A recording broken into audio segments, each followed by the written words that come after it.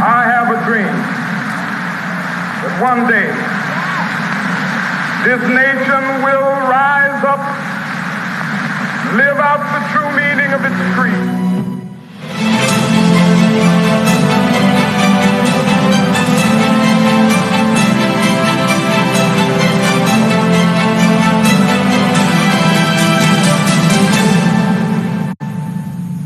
Thank you for introducing me and for making my participation in this conference possible. I thank the organizers of the 2021 convention for a free Iran and Mrs. Maryam Rajavi, President-elect of the National Council of Resistance of Iran, for your ongoing commitment and your visionary leadership in support of human rights, social justice, and democracy. I'm honored that you have invited me to address this historic conference. I'm inspired by the vision, courage, and dedication of the pro-democracy and human rights movements in Iran. Your Freedom Coalition, which includes more than 500 organizations and leaders, has persisted with extraordinary dedication against overwhelming oppression, brutality, and injustice in Iran. I am concerned about human rights and the freedom struggle in Iran, partly because Iran is one of the largest nations of the world. Only 17 nations have more people, and Iran has more people than any European country. But the main reason I'm concerned about what is happening in Iran is because, as my father, Martin Luther King Jr., once said, injustice anywhere is a threat to justice everywhere. And that remains one of the compelling truths of our times. And yet, despite the terrible legacy of oppression that the Iranian people have suffered for so many years, I have tremendous confidence that their freedom struggle will prevail. The people of Iran will prevail because their cause is just, their courage is strong, and their vision of a better society is a powerful moral force for democracy and human rights. And so I wholeheartedly support legislation in the United States Congress to promote freedom and human rights in Iran.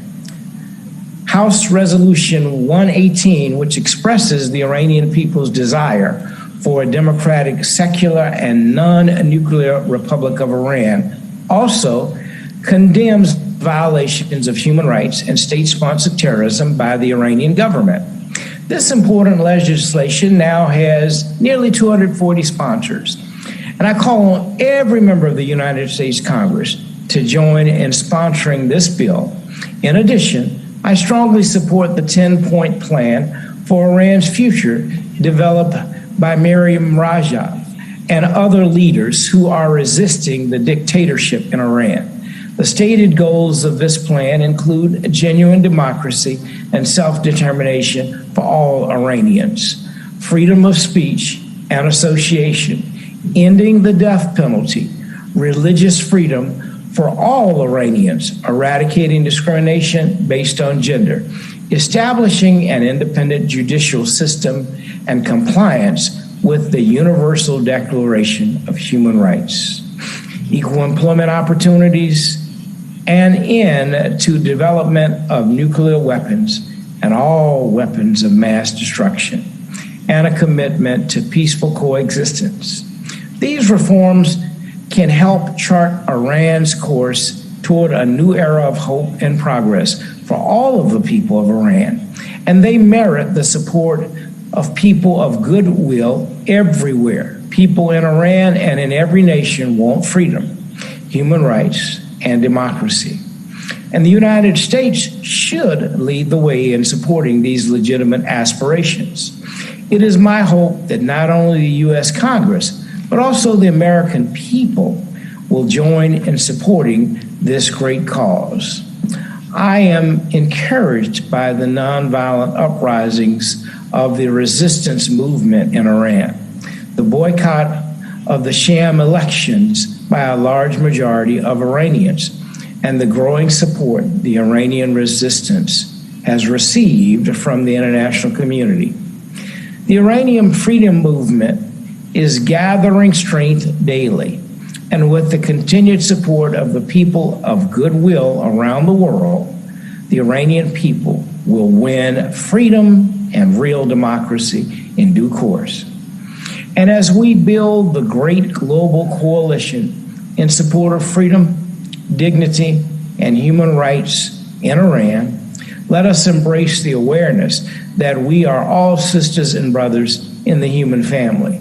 We are called by our many faiths and philosophies to look out for one another. We are challenged to support our mutual struggles for freedom, justice, and equality. And our grand strategy must be to create the worldwide beloved community in which all people can live together in peace and prosperity. In closing, I was gratified by Maryam Rajavi's "I Have a Dream" speech, which affirmed solidarity with my father, Martin Luther King Jr.'s vision of a world where all people can live together in justice, equality, and peace. And today, I want you to know that my father's dream of hope and brotherhood and sisterhood very much includes the people of Iran. And so let us dare to dream of a world where no Iranian child goes to bed hungry at night, a world where every Iranian family has decent shelter, employment for their breadwinners, and educational opportunities for its young people. Let us dare to dream about a new era when the weapons of mass violence are replaced with the plowshares of renewal. Thank you, and may God continue to bless you all.